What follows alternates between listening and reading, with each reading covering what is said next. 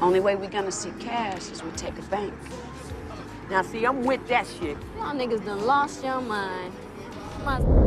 Four women set out to find a solution to their financial problems by robbing a bank. The story seems unconventional and has received many reactions from fans and critics alike. However, some behind-the-scene details showed information that no one knew about. What could it be? Let's find out in these 20 weird facts about Set It Off. Number 20. The screenwriter wrote the script with certain actors in mind before casting. Before Queen Latifah shaved her head to embody the tough Cleo, or Jada Pinkett wore Stoney's pain like a second skin, the film had already come to life in the mind of its screenwriter. Takashi Bufford, who co-wrote the screenplay with Kate Lanier, was constructing a cinematic vision crafted around particular faces. He tailored the script based on the attributes of these characters. In an era where scripts are written generically, with casting decisions made far later by producers, directors, or casting directors juggling availability, popularity, and budget, Bufford dared to change the dynamics. He had already imagined Queen Latifah's robust frame commanding the screen, with Jada Pinkett's raw energy already envisioned as the emotional core. Jada Pinkett, at that time already recognized for her electric presence in films like Jason's Lyric and Menace to Society, was the perfect contradiction for the role of Stoney. In contrast, Queen Latifah, who is primarily associated with music and her comedic TV role in Living Single, wasn't an obvious choice for a role like Cleo. However, Bufford saw something more profound. He knew her commanding charisma, unapologetic presence, connection to Black identity and power would bring an authenticity to Cleo that no one else could provide. This choice paid off. Latifah's portrayal of Cleo is now iconic. This kind of casting rarely happens unless a writer also wields producer power. But in this case, Bufford's instinct was so precise, so undeniably in tune with what these women could bring, that his vision made it from the page to the screen nearly intact. This further reveals that the chemistry between Queen Latifah, Jada Pinkett, Vivica A. Fox, and Kimberly Elise is a product of intentionality. Number 19. There was a waitress-to-movie star discovery. Before Kimberly Elise became one-fourth of the unforgettable crew in Set It Off, she was a waitress, likely balancing trays and bills, caught by her destiny as an actor just like many other young women. Kimberly was one of those young women discovered among thousands who try and fail. When the casting call went out for Set It Off, the production team knew they needed something fresh. The role of T.C. Williams called for someone who could convey vulnerability, wide-eyed hope, and the desperate ache of a single mother pushed to her limit. They needed someone who didn't feel rehearsed or hardened by Hollywood polish. Then came Kimberly Elise, a waitress working in Los Angeles. She doesn't have a resume of roles, but she does have a quiet readiness, a natural emotional range that would redefine what an actress without experience could do. The director had seen her while she was attending to his order in the restaurant where she worked. There was something natural and electric about her mannerisms. She depicts the character they're looking for in TT. She auditioned on a whim, and what the casting team saw was electric. There was something in the way her eyes pleaded, in the quiet tremble of her voice, in her ability to let emotion bloom across her face without force. It was the kind of authenticity that actors spend years in studios trying to manufacture. And here it was, pouring out of someone who'd never stepped onto a professional set. Thrown into a cast with seasoned stars like Queen Latifah, Jada Pinkett, and Vivica A. Fox, Elise didn't fade into the background. She held her own, even stealing the spotlight in some scenes. After Set It Off, Elise's career ignited. She went on to star in acclaimed films like Beloved and Diary of a Mad Black Woman, earning awards and carving a respected space in the industry. Number 18. The movie was rejected 3 times before its success. Behind the success of Set It Off lies an emotional journey not just for the characters on screen, but for the creators behind the camera. One of the most overlooked and inspiring facts about the making of this classic 1966 film is that it was rejected 3 times before finally getting the green light. Yes, The very film that went on to become a cult classic and one of the most powerful representations of black women in cinema, almost didn't happen. The screenplay, penned by Takashi Bufford, and inspired in part by real-life stories of women pushed to the edge by societal and economic pressures, was initially considered too risky by studios. At the time, Hollywood was reluctant to accept a film that featured 4 black women as leads, especially if they were portrayed as bank robbers. Studios didn't believe audiences were interested in such a gritty, emotionally layered story told from the perspective of black women who weren't neatly categorized as either saints or villains. The first rejection came when a major studio expressed interest but then backed out, stating the film lacked commercial viability. According to insiders, executives thought that unless the story centered on male leads or added a romantic subplot involving a white lead, it wouldn't perform well at the box office. The second rejection came from another studio which claimed the blend of action, tragedy, and social commentary would confuse audiences. The third rejection came from a network that wanted to tone down the violence, trim the social criticism, and add hopeful endings for all characters. However, the filmmakers refused to whitewash the pain, the injustice, and the realism. Eventually, the script found a home with New Line Cinema, a studio more open to taking bold risks and telling unconventional stories. Set It Off didn't just succeed, it shattered expectations. With a modest budget of around $9 million, the film grossed over $41 million at the box office. Number 17. Twins played one character. I'm sure it is. Everything. One of the lesser-known yet fascinating facts about Set It Off involves a surprising behind-the-scenes casting decision where twins were used to play one character. Though many fans may never notice it on screen, this classic film quietly followed a time-tested Hollywood trick, handy when working with child actors. This technique is most commonly used in film and television when a character is too young to work long hours due to strict child labor laws. Under Screen Actors Guild regulations and California law, infants and young children can only be on set for limited hours each day. For babies and toddlers, the allowable working time can be as little as 20 minutes. So, to shoot a full day of scenes involving a child, productions often cast identical twins to double the amount of screen time while staying within legal limits. This method was used in Set It Off to portray TT's son, Jalen. Though he only appears briefly in the film, his presence is deeply significant to the plot and TT's emotional journey. In Set It Off, the use of twins helped keep the filming process smooth and compliant with regulations, especially since the child is seen in hospital scenes and domestic settings that required emotional nuance, stillness, and patience on camera. What makes this even more interesting is how seamless the performance is. The twins were so identical that the illusion was never broken. Number 16. Ghostbusters Firehouse Connection. One of the most unexpected behind-the-scenes facts about Set It Off is its hidden connection to the original Ghostbusters. Many fans will not spot this connection unless they are looking very closely. It turns out that a key location used in Set It Off is the same real-life building used in the 1984 Ghostbusters, the iconic firehouse. In Set It Off, the firehouse appears as the building where the 4 lead characters, Stoney, Cleo, Frankie, and TT, usually gather and scheme. It's their hideout, a place of temporary safety where they share secrets, plan their heists, and bond as sisters. What many don't realize is that this very building was also used as the headquarters of the Ghostbusters. Located in Los Angeles and New York, the dual firehouse buildings created the cinematic illusion of one place. The LA firehouse used for interior shots in Ghostbusters, which is Engine Company number 23, located in downtown Los Angeles, is the exact location reused for key scenes in Set It Off. This firehouse has a rich Hollywood history. It was decommissioned as a functioning fire station in 1960. Since then, it's been used in several productions because of its dramatic architecture, spacious interior, and cinematic vibe.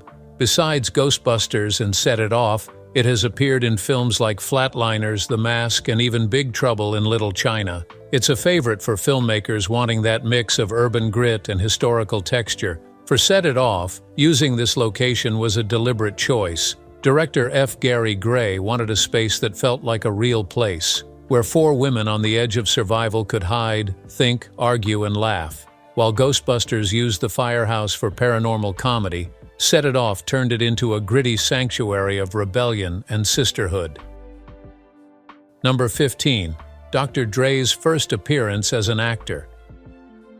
Before he became a business mogul worth hundreds of millions and long after he changed the sound of hip-hop, Dr. Dre made a surprise pivot in 1996 with his first ever acting role on the big screen. That debut came in none other than the crime drama Set It Off. He played Black Sam, a slick, intimidating, and street-connected arms dealer who sells weapons to Cleo. Though his screen time was brief, Dre's presence in that scene added a layer of realism and menace. Dr. Dre brought a quiet intensity to the character, and his naturally calm demeanor was believable. What makes this even more interesting is the context behind his casting. Director F. Gary Gray and Dr. Dre had a strong working relationship before the film. Gray had directed several of Dre's music videos. There was trust between the two, and Dre stepping into this small but pivotal role was both a nod to their friendship and a strategic addition to the film's authenticity. Having Dre in the cast gave Set It Off extra street cred among urban audiences. Many may think that this is another episode of a rapper grabbing screen time for fun or striving for publicity. Still, it was instead a calculated move to expand Dre's influence into Hollywood further. Around the same time, other rappers like Ice Cube and Tupac Shakur were also transitioning into acting, and Dre's brief appearance placed him among that early wave of hip-hop artists crossing into film. Number 14. There was an abbreviation error on a bank sign in Set It Off.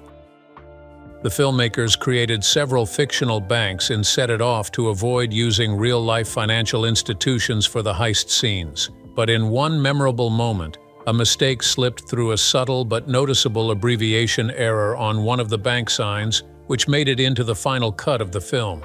During one of the robbery scenes, the camera pans over a bank with signage that reads something like Federal Deposit Insurance Corporation, FDIC. However, the abbreviation was mistakenly written, appearing as FIDC instead of FDIC. This might seem like a minor oversight, but for anyone familiar with U.S. banking regulations, the abbreviation FDIC, which stands for Federal Deposit Insurance Corporation, is standard and legally required for well-insured banks. Misspelling it by flipping two letters creates a fictionalized error that sticks out. Do you care to know why this mistake happened? Let's find out together. During production, filmmakers often use dummy signage to create believable institutions without infringing on real trademarks. In this case, the production design team likely crafted the sign quickly and overlooked the precise letter order. It may be a last-minute graphics job, a miscommunication, or just a simple typo.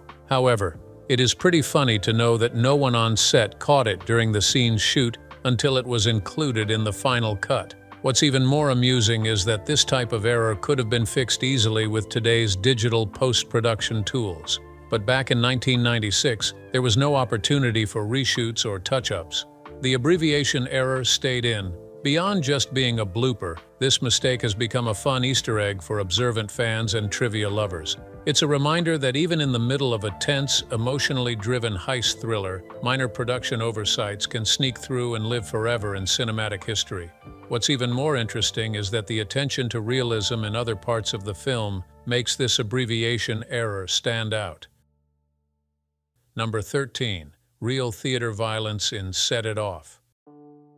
When Set It Off was released in November 1996, it resonated deeply with audiences, especially in urban communities, for its powerful depiction of four black women pushed to the edge by poverty and injustice.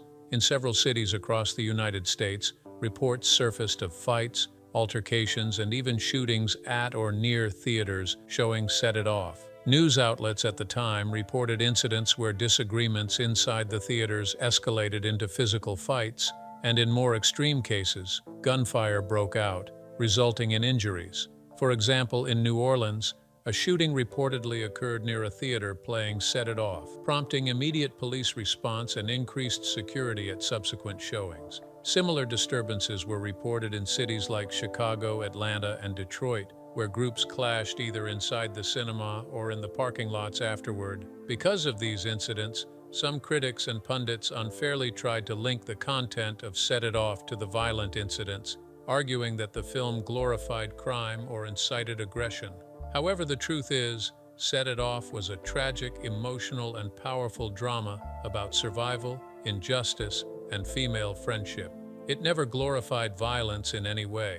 The robberies in the film were acts of desperation, and the characters suffered for them. The movie made audiences think, cry, and reflect. In response to the incidents, some theaters increased security, added metal detectors, or even briefly pulled the movie from specific locations. Director F. Gary Gray, as well as the cast, were disheartened by the violent incidents. The goal of the film was never to spark fear, but to spotlight the struggles many people faced in silence.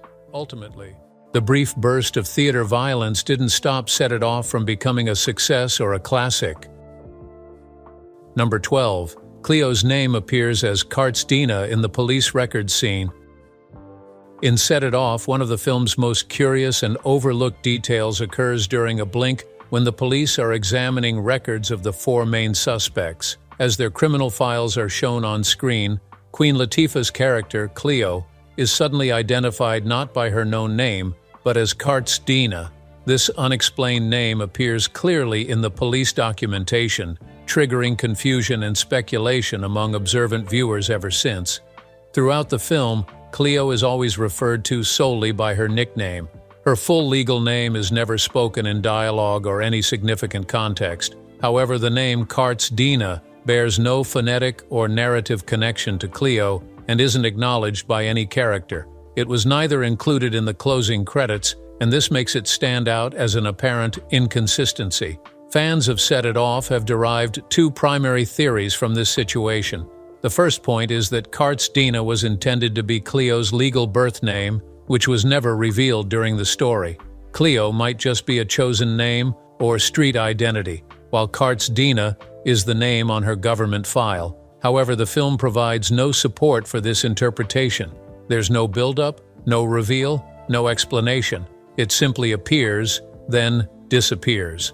The second theory is that Kartsdina is a production error. During filmmaking, especially in crime thrillers like Set It Off, set designers often create on-screen databases, mock documents, and mugshots to help fill out the realism. In this case, it's possible that Kartsdina was a random, generic name added by the props team, and no one caught the mismatch before the scene was finalized.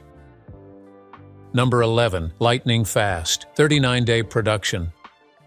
One of the most impressive behind-the-scenes feats of Set It Off was its astonishingly fast production schedule. The entire film, packed with intense drama, car chases, bank robberies, emotional arcs, and explosive action, was shot in just 39 days. To put this into perspective, most Hollywood action dramas take anywhere from 60 to 120 days of principal photography. Include the complications of shooting in real locations, coordinating multiple stunts, working with child actors, and filming emotionally charged performances. Pulling off Set It Off in 39 days was no minor miracle. One of the challenges the crew faced in Los Angeles was dealing with permits, traffic control, limited time on site, and unpredictable urban noise. The crew often had to work around tight windows and move quickly from one location to the next. Scenes were blocked and rehearsed meticulously to minimize takes and maximize output. Despite the tight schedule, Queen Latifah, Jada Pinkett, Vivica A. and Kimberly Elise brought their talent as well as intense focus. The chemistry between them developed quickly, and their deep immersion in their roles helped streamline the shoot. The result, Set It Off, became a critical and commercial success, grossing over $41 million and becoming a cultural staple. Number 10. TikTok viral song. Decades later. In one of the most unexpected twists in the legacy of Set It Off, a song from the film's 1996 soundtrack went viral on TikTok nearly 3 decades later, proving the film's lasting cultural impact. The track in question is Up Against the Wind by Lori Perry, a haunting, emotional ballad that played during one of the film's most devastating and iconic scenes. This was the scene of Cleo's final stand and death sequence. In that unforgettable moment, Queen Latifah, who played Cleo, drives into a hail of police gunfire, cigarette clenched between her lips, arms defiantly outstretched, an act of fearless martyrdom set against the backdrop of this powerful song. Up Against the Wind was initially one of the lesser-known songs from the Set It Off soundtrack. At the time, it didn't break into mainstream radio or top Billboard lists, but lived quietly in the hearts of true fans who associated it with Cleo's tragic, heroic sacrifice. But decades later, in the early 2000s, the emotional potential of Up Against the Wind was rediscovered on TikTok. Young creators, many of whom weren't even born when Set It Off was released, began using the song in memorial-themed videos and tributes. Some used it to mourn real-life losses, others to dramatize scenes of personal strength or heartbreak. The sudden surge in popularity pushed Up Against the Wind onto streaming charts. For the first time, Lori Perry's haunting track was being searched and streamed by millions. Number 9. Queen Latifah's Mad TV sequel, sketch, and unofficial Set It Off reunion. In a hilarious and unexpected twist on the legacy of Set It Off, Queen Latifah reprised her iconic role as Cleo in a Mad TV sketch that aired 1 year after the film's release. Though not an official sequel, the sketch served as an unofficial comedic continuation, giving fans a satirical glimpse of what a Set It Off follow-up might have looked like. The sketch aired during Season 5 of Mad TV, which ran from 1999 to 2000s, a few years after the success of Set It Off. The segment was titled Set It Off 2, Set It Off Again, a parody sequel that poked fun at action film franchises and the trend of over-the-top movie continuations. In it, Queen Latifah guest starred as a resurrected Cleo, defying her dramatic death scene in the original film for comedic purposes. According to the plot, Cleo somehow survived the deadly police shootout and is back for another round of bank-robbing misadventures. This time, the heists are absurd, the stakes ridiculous, and the team even more dysfunctional. What made the sketch stand out wasn't just its humor, it was the fact that Queen Latifah herself participated, fully embracing the parody. She showed her comedic chops, while also giving a knowing nod to the fans who made Set It Off a cult classic. To this day, Set It Off 2, Set It Off Again lives on in MAD TV clip archives.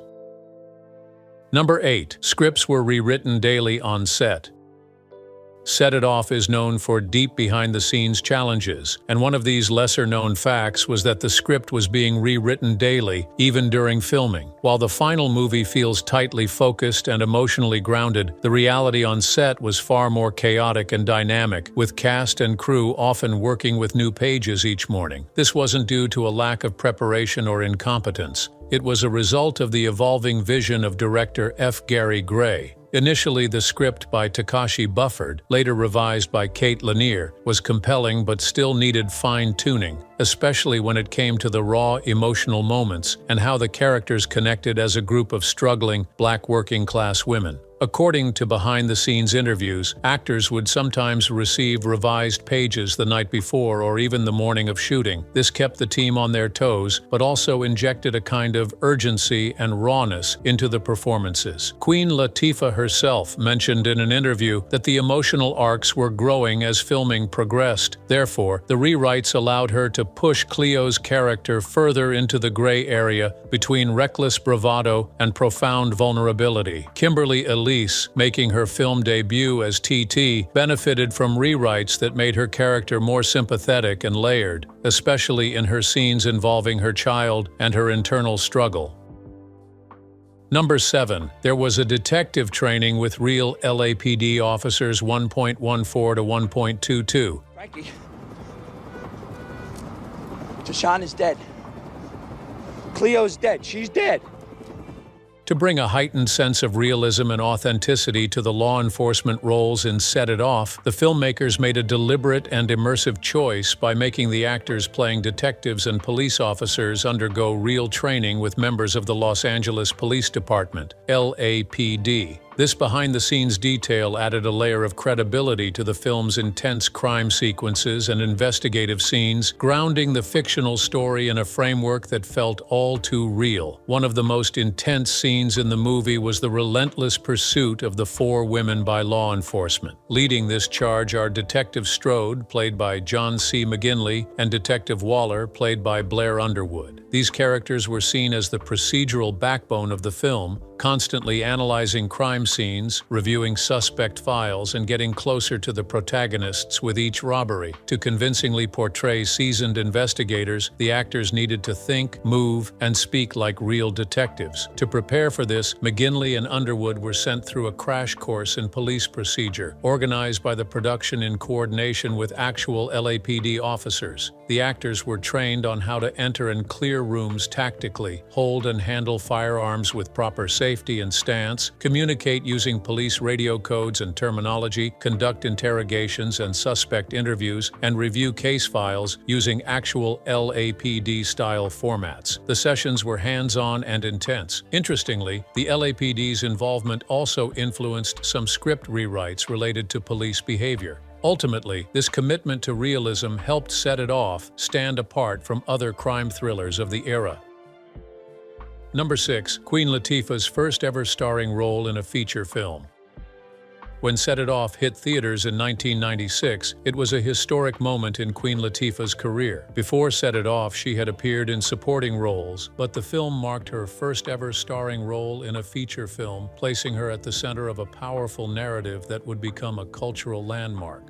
Dana Owens, the rapper, actress, and trailblazer known as Queen Latifah, headlined a major motion picture, and she did so with unforgettable impact. Queen Latifah was best known for her groundbreaking success in music and her starring role on the hit sitcom Living Single. Her on-screen presence was already magnetic, but Set It Off gave her a chance to showcase a whole new level of emotional depth and vulnerability. Cleo was one of the most complex roles of the era. She was a black, openly lesbian character portrayed without caricature, full of passion, rage, love, and loyalty. Latifah played Cleo with such authenticity and fearlessness that it became a defining moment in her career. But what makes this fact even more meaningful is that Queen Latifah herself has cited in numerous interviews over the years that Set It Off is her absolute favorite film role ever. She's spoken about how transformative and personal the experience was. She praised the bond she shared with her co-stars Jada Pinkett Smith, who played Stoney, Vivica A. Fox, who played Frankie, and Kimberly Elise, who played TT. She also appreciated the fact that director F. Gary Gray gave her the creative freedom to bring Cleo to life. This shows that behind the scenes, she bonded deeply with her castmates, forming real-life friendships that helped shape their on-screen chemistry. Today, Set It Off remains a cornerstone of Queen Latifah's legacy.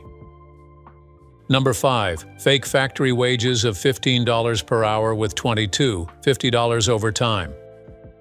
There was a line delivered by Queen Latifah's character Cleo when she vents about her day job before the group starts robbing banks. The conversation was meant to highlight their desperation and economic frustrations. So Cleo declares, "That factory was paying us $15 an hour, and overtime was time and a half $22. On the surface, it's a casual line meant to show how the women at some point had access to a decent-paying job before everything began to fall apart. However, sharp-eared viewers, especially those familiar with labor economics and wage trends in the mid-1990s, would know that that line stands out. Why? Because it sounds a little too good to be true. Now let's break it down. In 1996, when Set It Off was released, the federal minimum wage in the U.S. was $4.75 per hour, and even in higher-cost states like California, where the film is set, average factory workers earned somewhere between $6 to $10 an hour, depending on the industry and union presence. For a non-specialized factory role like the ones implied in the movie, $15 per hour would have been considered very high, even for a union job. So when Cleo references $15 per hour and $22.50 overtime, it sounds like either the characters had jobs in a rare, unusually well-paying unionized factory. It could also be that the numbers were exaggerated for dramatic effect, to reinforce how far they'd fallen. In any case, the line did its job. It painted a picture of economic loss, broken opportunity, and the systemic collapse that led these women to crime.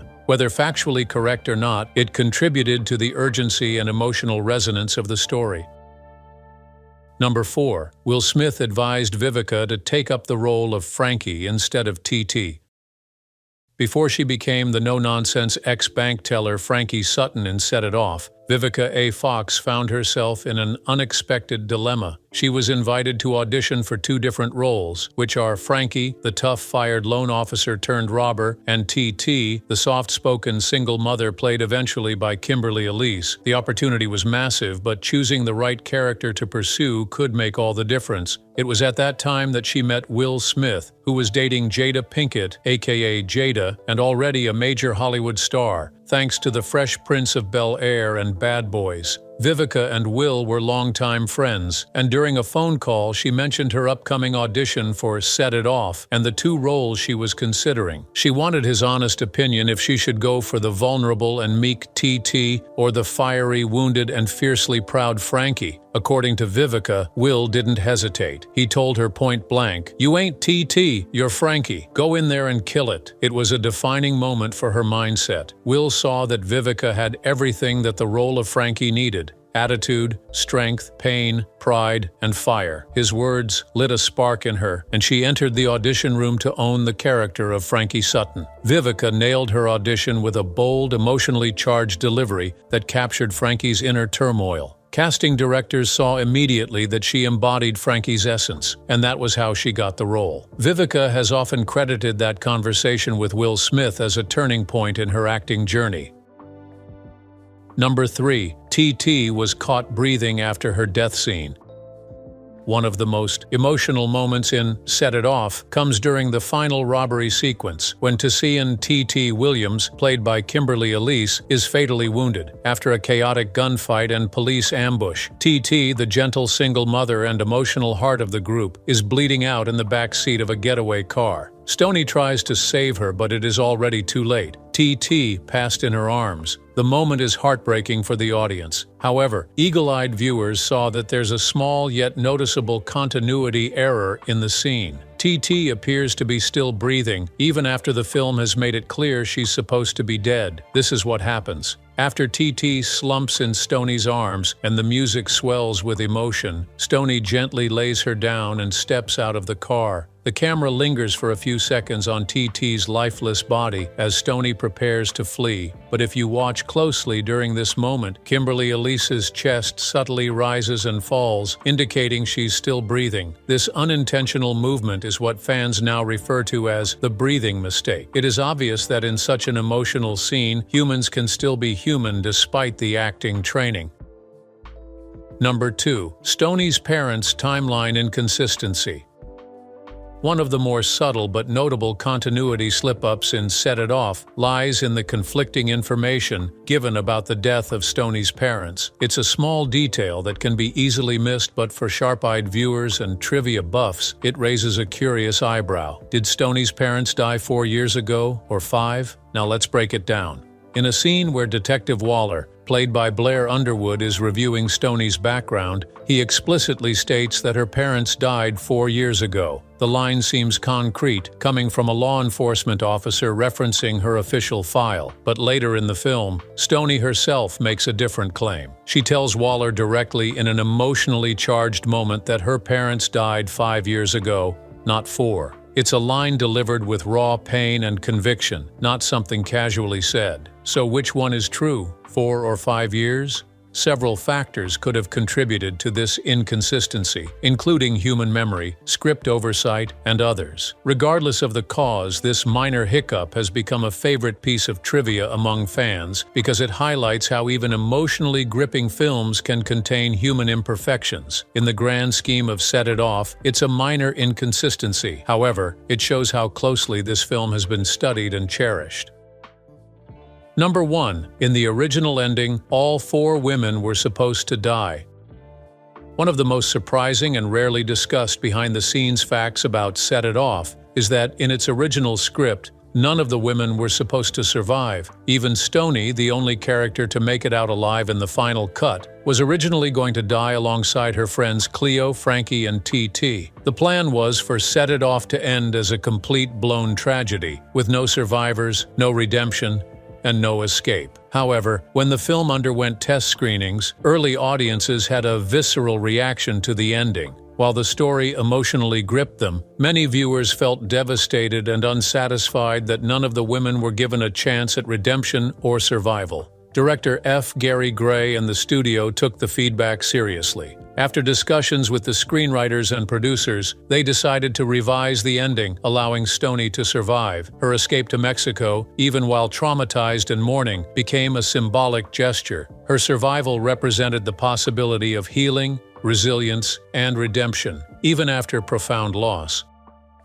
What have you learned from these weird facts from Set It Off? Share with us in the comments. Also, subscribe to our YouTube channel, hit the like button, and share this video with others.